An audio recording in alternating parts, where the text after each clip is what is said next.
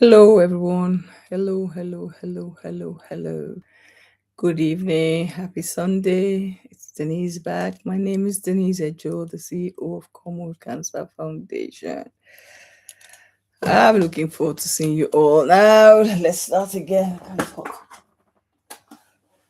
It's hot. Okay. Happy Sunday. Happy Sunday. Happy Sunday. Hope you're all doing well. I hope you've all had a fantastic week and are ready for what this week holds, this new week. I hope you're all ready for what it holds. I am with you. Good afternoon, good evening, if you are in the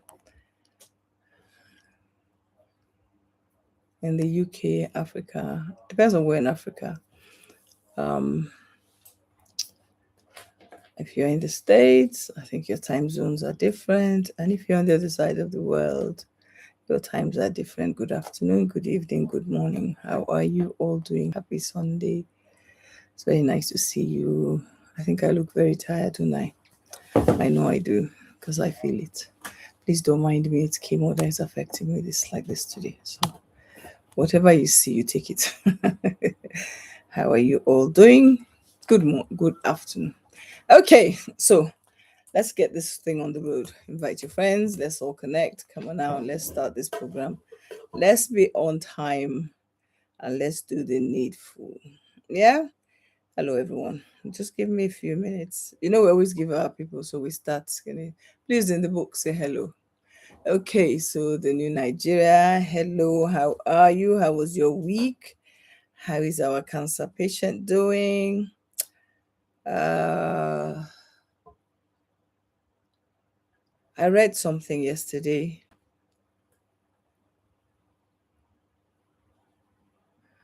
Or was it today? About throat cancers. Where did I get that? I can't remember now. Okay, so yes, so we're on this afternoon. Welcome, welcome, welcome. He's doing great. Should be here as well. Okay. Well, I hope he's going to find this conversation great. Please don't forget, share this, share this, share this. Now we got how many more minutes? We've got 2 more minutes to start our conversation. Those of you who are on, say hello, so I can know you're here. Just say hello, and I'll know you're here.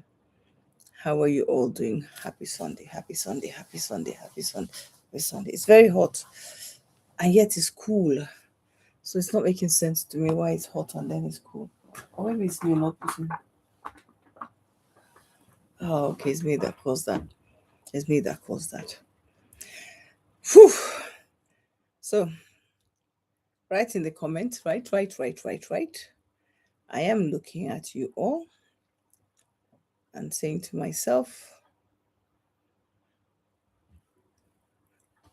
what is happening today? Where am I? Where am I? Where am I? Where am I? Where am I? Where am I? Where am I? Where am I? Have I got all my stuff out here today? Don't forget, share. Let's get this ball rolling. Let's get this ball rolling. I am looking for my CCF platform, my CCF community. I think this is it. I'm very sure we forgot. I knew. I was sure. I knew that I hadn't done this. Oh, my goodness. I totally forgot. Okay, so who's on? Whoever is on, just say hello. It'd be nice to see you, to hear your voice, or to read a comment from you today. Don't worry, we'll soon be able to chat. Um, I'm posing about something. I'm not going to lie to you. I'm refusing to do one particular thing. Maybe I will have to do it, but my goodness, how are you? Just say hello. Just say hello. Say hello. Say hello. Say hello. Say hello. So who are those saying hello? How many? Oh no, it's time. Sorry, it's time. We're gonna start now. I always tell you we start on time. Okay, so hello everyone. How are you? Happy Sunday. Welcome back to another of our YouTube programs. To those of you joining for the first time, welcome. It's very nice to have you on. And to those of you who are already on, don't forget to always to share, let us learn, and gain the confidence we require. Okay, so let's go. Like I said, good evening and welcome to today's zone. It's called the CEO's Perspective: Lessons from a Cancer Survivor's Chair. A lot of cancer survivors that will come on or are on will have their own views. But let's talk about today. So today is very personal to me. It's very personal to me, and you will understand why anyway. But it's also a conversation about leadership, resilience, purpose, and courage, which all of us that go on this journey end up having to learn. We often see the CEO sitting in the leadership chair, making decisions, building organizations, solving problems, and leading people, right? That's what all the CEOs do. That's what they like to do. The MDs, the bosses at the top. That's what everybody does. But what happens when the CEO has to sit in another chair, and that chair is called living with cancer? Yeah, it's two different chairs now. First one was I'm the boss. Now you got cancer. The story changes. I just want you to reflect on that, those of you watching me for the first time. So my journey was with metastatic breast cancer, has included years of treatment and 7 brain surgeries. And I remain in active treatment, but I have also continued to lead advocacy, educate, and serve. That's what I've always done. I've done since this journey went pear-shaped. And I've received recognition, yes, I agree, through global awards. And I've had the privilege of serving on global cancer platforms around the world, boards and stuff.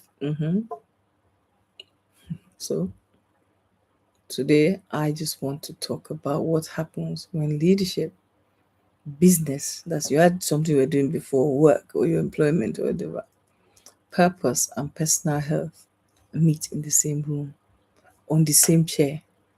How are we going to navigate this? So this is not simply a conversation about cancer. It's about everything. And it's about what life teaches us when we are tested. Sit back and let's have a conversation. My name is Denise Ejo, and welcome to this program, Cancer with Denise Ejo. Oh gosh, the CEO of Cornwood Cancer Foundation. To be honest with you guys, those of you watching me for the first time, those of you who have seen me before, I can't lie to you, I am tired. IJ is on. Praise God. It's very nice to see you, IJ. Eventually, I don't know how I saw you today. I sent you messages, you didn't answer me. Okay, let's go now. So, leading with cancer. Let's lead from a perspective from where I'm sitting, which is living with cancer, which is what I am.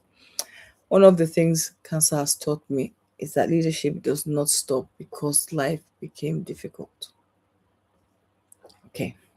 There have been days when treatment has taken a lot from me physically and emotionally, but responsibility still exists. I.e., today, to a lot of you see me on this platform today, I look very fresh. If you know how tired, exhausted, in pain,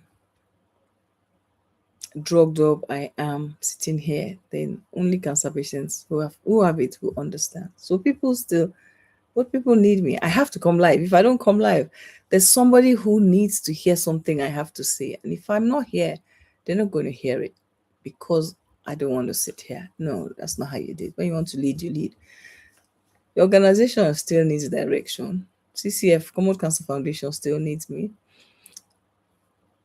My work still needs my attention. Cornwood Cancer Foundation still needs my. Meanwhile, I'm a consultant somewhere else because my job before I got here was a teacher. And yet I'm also trying to look after myself, which you all know. So what are the key points I want us to look at today? How cancer changed my understanding, and I hope it will change yours of leadership. Learning to lead while acknowledging vulnerability. If you can't say that you are tired, that you're vulnerable, cancer is causing you headache, then that doesn't make you. You don't have to be strong all the time. Come on. knowing when to push forward and when to stop. I'm very good at it. If you ask me anything on a Monday, probability of getting it is very slim, unless it's something I knew I had to do. I.e., there are some things I know I have to do for tomorrow, but because I am tired and it's chemo time, I'm going to do today so that I don't have to do tomorrow. I mean, paperwork. That's what I'm talking about.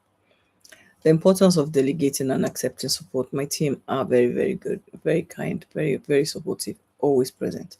Leading with greater compassion because of lived experience and understanding that strength does not mean pretending all the time. I can't afford that, it's too expensive. So I've learned that being a strong leader does not mean that I don't struggle or I don't have pain or I don't have challenges.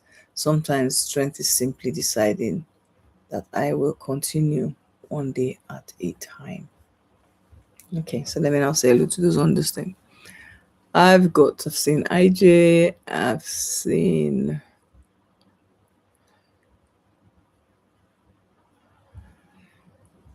I'm trying to be careful. IJ, how are you? Leadership doesn't stop because cancer happen. No, it doesn't. But you yourself are doing well. I see you. I see you. I see you. So let's keep going. So leadership, what am I? Who am I? I'm going to talk about it. When people hear that I've had 7 brain surgeries, they often ask, "How did you keep going?" A lot of people ask me that. I'm going to talk about that today. And honestly, there have been difficult moments. One of it is currently where I am now because I restarted again on Thursday. So the effect is now setting, and a lot of you will know that. There have been moments of uncertainty, fear, physical exhaustion, and questions about what comes next. That is something I have to live with, and I've understood that, and I've come to terms with that. But somehow in that journey, I realized that survival was not going to be the only thing that defined me. And it has not defined me because I don't live for survivor. I live because God lives with me, in me, and for me. I'm not going anywhere. I'm not going anywhere until it is time. And that's because I believe God. I believe God. I wanted to continue living as you would all of us that have cancer, we always want to continue living. But for me personally, if I should be very honest with you, I think I was ready to go. So I said to God, there's a prayer in the Bible that says, "Not my will, but yours be done." But if you want me to remain, then show me what you wanted me to do. And that's how Common Cancer Foundation was birthed. Because I waited and asked God. I saw my mom die just about a year before I got cancer. And I hated it. I was so pained. I was pained till she died. So because of that, I didn't know if I wanted to leave this. But somewhere in that journey, I realized that survival was not going to be the only thing that, like I said, defined me. I was going to continue living. I was going to continue serving. I was going to continue making a difference. And that was it. So with that in mind, now let's go. I don't measure my life only by number of challenges I have faced. I measure it by what I have continued to do despite this journey. What month are we? Today is August 23rd. I think I said to you last week, if I did or didn't, 10 years ago in this period of August, I heard the word cancer. I heard the words, you would live only for 3 months unless we can get help. I heard the conversations, primary unknown. I heard you have to have surgery. I heard we don't really know. We know she has cancer. We don't know how far it has spread. I heard, well, we can't make you any promises. We don't know what to do. I heard conversations like, we're going to have brain surgery immediately. The swelling in your brain is very big. So we're put you on steroids and we'll watch how you go. I got confused. I said to God, I couldn't know, I didn't know what to do. But I heard. I heard what was being said medically, but above all, I heard what God was saying to me. And I wanted to focus on what God was saying to me while doing what medical medicine was asking me to do. Yeah, that's what I'm trying to say. And so I started. I had brain surgery, and I'll tell you every time we're on air. I'll tell you the week I had brain surgery. So this week, and so because of what I heard, because of how it went, this week 10 years ago was my beginning of memory lane of this. And in this period, I have stood to say thank you, God, in public spaces.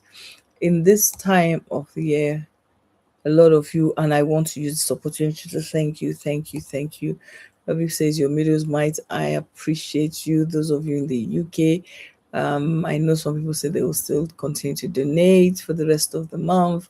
And in Nigeria, in the rest of the world, I will be putting out the Naira flyers. But I have to raise my purpose now at this time of celebration is to raise money and provide food, snacks, things of happiness. And it was very rewarding to go into the cancer center and drop lots of cakes and people eating cakes and saying they didn't, they didn't know, so they were saying, "Oh, would you like a piece of cake?" And I was like, "No, thank you, no, thank you."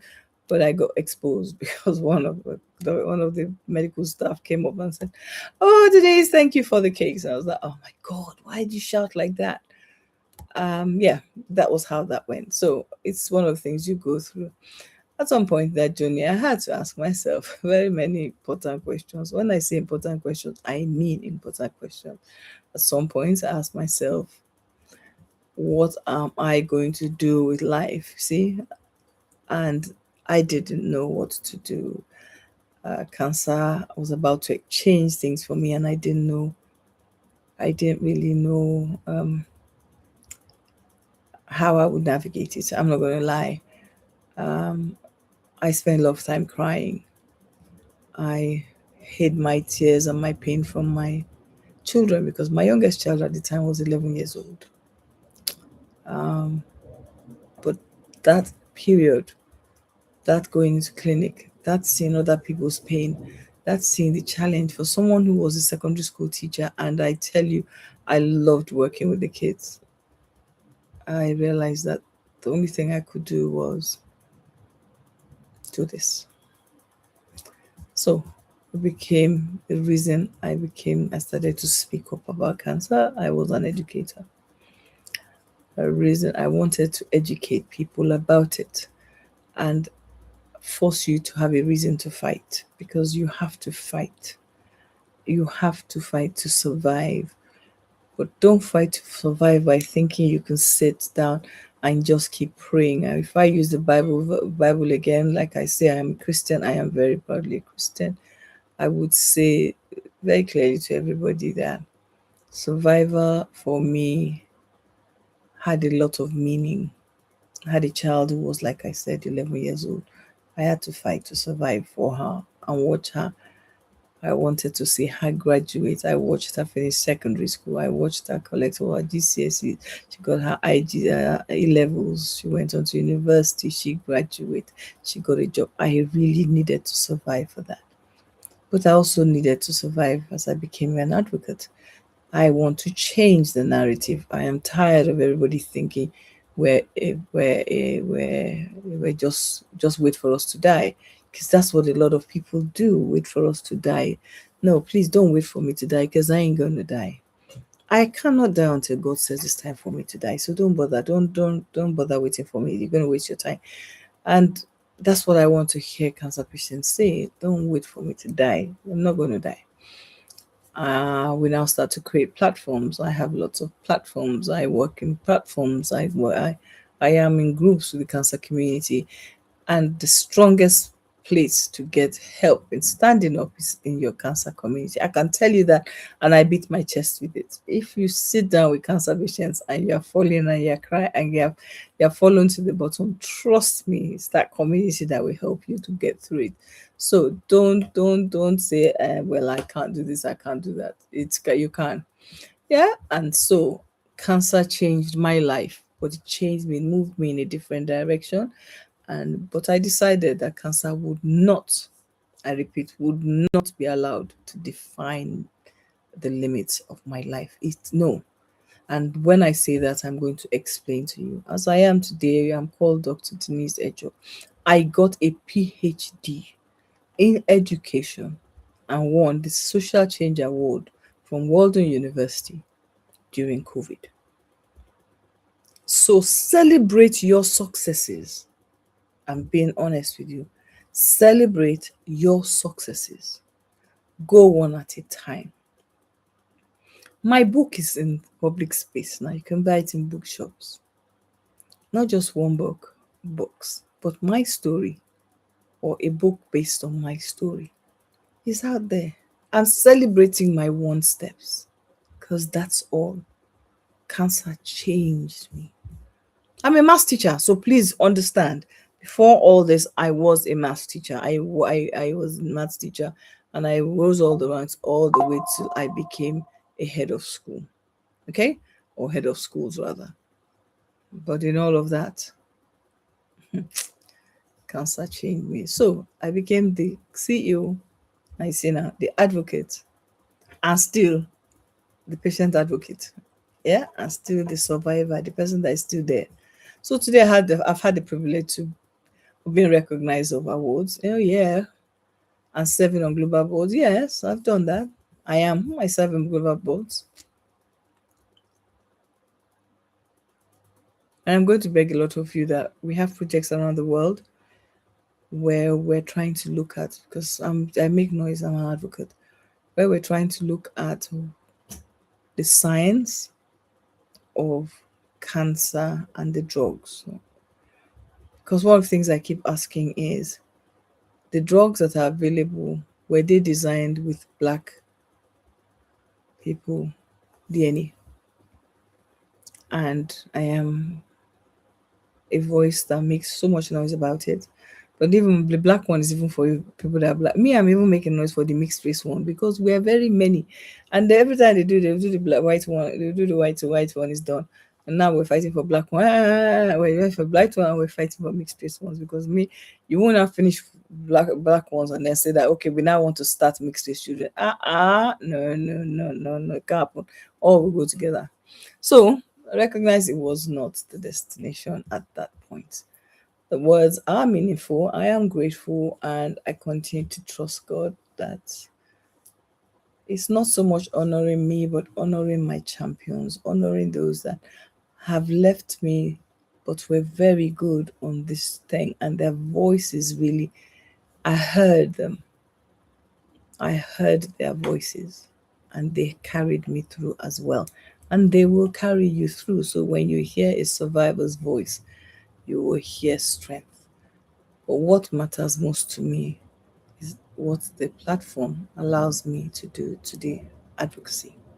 It gives me the opportunity to amplify voices. It gives me the opportunity to advocate. It gives me the opportunity to remind people that the cancer diagnosis does not necessarily mean the end of your contribution. So let me check some of the messages or things that have been written here. IJ is the main chatter today. Okay, I think. So IJ, my darling, how are you? Long time I haven't seen you. So leadership doesn't stop because cancers happen. No, it doesn't. And it's gonna die. We ain't gonna die. How are you doing? I hope your health is good. I've tried to catch you, but I haven't. I would like to talk to you about that. So, what am I trying to achieve today? What I wanted to is what does it mean to me on global recognition? What does it mean to me? It just means that God decided to recognize the work that He sent me to do to say, Dennis, I can see you're doing it. Honestly, that's what it is. And for every celebration on a cancer journey, God's God's gift, if that's how I want to put it. It's not because I did anything right, because, like I say, I'm on air today. I look very nice, but honestly, if I tell you that I feel as I look, you know I'm telling lies. So I'm not going to tell lies to you because I don't know how many cancer patients are here, but I don't have to look sad. If you're in this room today or listening to me and it's very bad, put a smile on your face and say, you know what, I still want to look good. I want to feel good. I want to feel happy. Don't try to suffer. So the greatest recognition is not being recognized for surviving cancer alone. It's being able to use my experience to make someone else's journey a little less easier. And why would I say that? Because one thing I can never forget are some words that were said to me when I first got cancer. You sinned against God. Do you know how hard, even when I say it, tears are about to drop in my eyes. You didn't know me, but in your eyes, I sinned against God because I have cancer. Meanwhile, 1 in 2 people will get cancer. So if anybody tells you such nonsense now, please don't take it. I didn't. I knew that was not the issue, but that person got to me because he was somebody I looked up to as in my spiritual world. I've heard it's your fault. You know, things people, cancer patients have heard at this time have not been nice. And because they are not nice, I will say to you, don't let it take you down. Please, no matter what negative things you hear say to you, fight for you. Fight for knowledge that God cannot allow you to have cancer and not want you to do something with it. And please remember, it's not about the money, but it's how, at the end of this, are you going to be a hand that we can lean on? Am I going to be able to hold your hand? Or are you going to be a hand that will hold somebody up? Sometimes the people think everything's about money. It's not always about money. Are you going to be someone a cancer patient can come to and talk to, and you will not be ashamed and be hiding? Because God needs you to help. God is not coming down to help us. He needs us to help us. And it's for us to do what we've got to do. So for the lesson, so my lessons to you today, and my lessons are going to come from this perspective. If I had to summarize some of the greatest lessons for my journey, I would say first, my circumstances did not determine, or would I put it, does not determine, yes, let me put it that way, my purpose.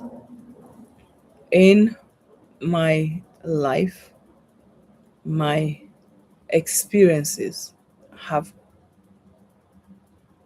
I have actually, God had helped me to get the tools for a time like this. And there is a word, it's a biblical word where there's a prayer session, and it said, for a time like this. I live in that for a time like this. I live in the knowledge that God is with me and He looks after me and He provides for me. So, to those of you out there who are saying, I don't have money for my chemo, I don't have, please don't do that. Just go back to your Maker and ask Him to send you a helper. Every one of us needs a helper. Every one of us needs a hand to lean on. Every one of us needs someone to talk to. Don't allow the people you are talking to be telling you negative things. Let let laughter fill you in a time where sadness is supposed to overwhelm you.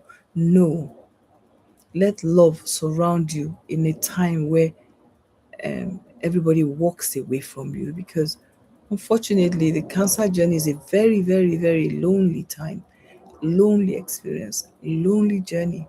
However, you determine how you want it to impact your life. Don't allow somebody else. Asking for help is not a weakness. I don't know if any of my secondary school or NYC group people are on here, but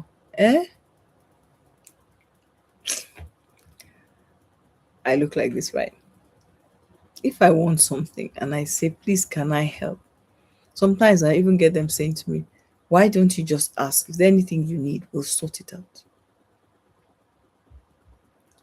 I'm not saying to you become a burden on somebody. No. But 100,000 here for my treatment, 200,000 here for my treatment. One person can help you today, another person will help you tomorrow. But I've seen a lot of people that will get the money and use it for other things and come back and be begging. No, it doesn't work like that. You can't do that. If you ask me for money for chemo, please use it for chemo. Every other thing, the people that would normally help you on those ones, let them help those ones. But if you take your chemo money and do other things and come back begging for chemo second time, people will not help you. So don't do it. Just remember that if you can get through your chemo and get well, you can go back to work. Whatever work means to you. I've never been able to go back to an office ever since I got diagnosed. Okay? But I'm good. You can be vulnerable and still strong. I recognize my vulnerabilities. Sometimes I feel sad. A lot of people don't know, but I can't walk without a walking stick. If I go on the aeroplane, it's nothing you can say. I have my wheelchair access there. I don't even suffer myself for things. I don't. I refuse to. Nothing to stress my life about anymore. Because I had a choice and I made my choice that I will take the services available to me and use it to ensure I can live as comfortable a life as possible. Your life can continue to have meaning even when the future looks different from what you imagined, and it has. Never underestimate the power of continuing to show up. Does that make sense? Never underestimate the power of continuing to show up. Just continue to show up. Please continue to show up. Don't walk away. So as I close today, I'm going to say I don't want to leave you, but I will, because it's always 30 minutes and we finish in exactly 3 minutes. Is there anything new here that I want to answer to? So yeah, and a good day. We know good day by Jesus, in Jesus' name, amen. My cancer diagnosis is part of my story, but it's not the whole story. 7 brain surgeries are part of my story, but it's not the end of my story. Years of treatment are part of my story, but it's not the end of my story. Yes, the difficult days are part of my story, like today, but it's not the end of my story. But so are many the people I have helped. You are all part of my story. And those who have helped me, you are all part of my story. The lives I have touched are all part of my story. The advocacy work that we do together and I do on my own is all part of my story. The opportunities to educate the young ones in the IDK camps and all those. Oh yeah, I just went IDP camp before. They have broken those children. They have thrown them away. I'll come back on that. The opportunities to educate, like I said, the leadership opportunities is part of my story. My awards, part of my story. Global platforms, part of my story. But most importantly, the purpose that continues to drive me. And I am still here, and I am still leading, and I am still advocating, and I am still serving. I am still living in purpose. So, whatever challenges you may be facing today, I want you to remember your circumstances may change your plans, but they do not take away your purpose. That's what I started with. Remember, I said that? So, keep moving forward, keep believing you can do it, keep using your voice. And keep making a difference, small difference. You see another cancer patient, you have your food, you're all sitting in your chair, like we always are together in our chairs, and you have a banana and that one doesn't have. Share it in half. It doesn't matter. It's not going to kill you. But don't just say that's that person's on their own. No, it doesn't work like that. So I want to say a very big thank you to you all. Are there any questions? Is there any comment that I need to read here? Let me see what's on this thing now. As we round off today, because the CEO's perspective for me has been about me. And then the next time, I remind you all, in September, we are going to start having 2-part conversation. So I'm going to start with somebody else sitting on this chair, and we'll be chatting these chats together. So to those of you in the cancer space, especially those in the cancer space who want to be on the chair with me, please make sure that you understand how this works before we get there so that you can be part of it.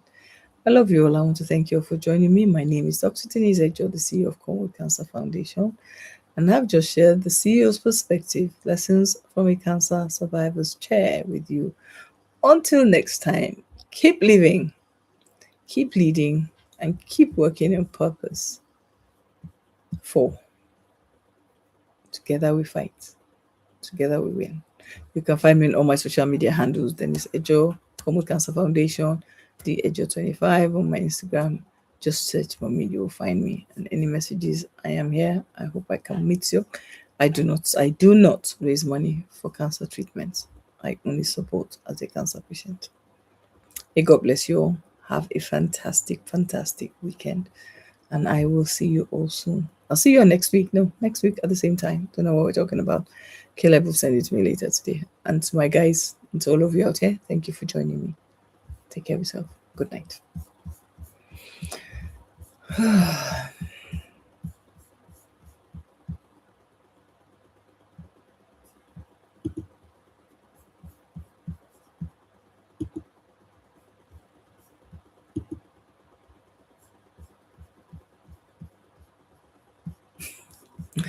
Yes, ma'am.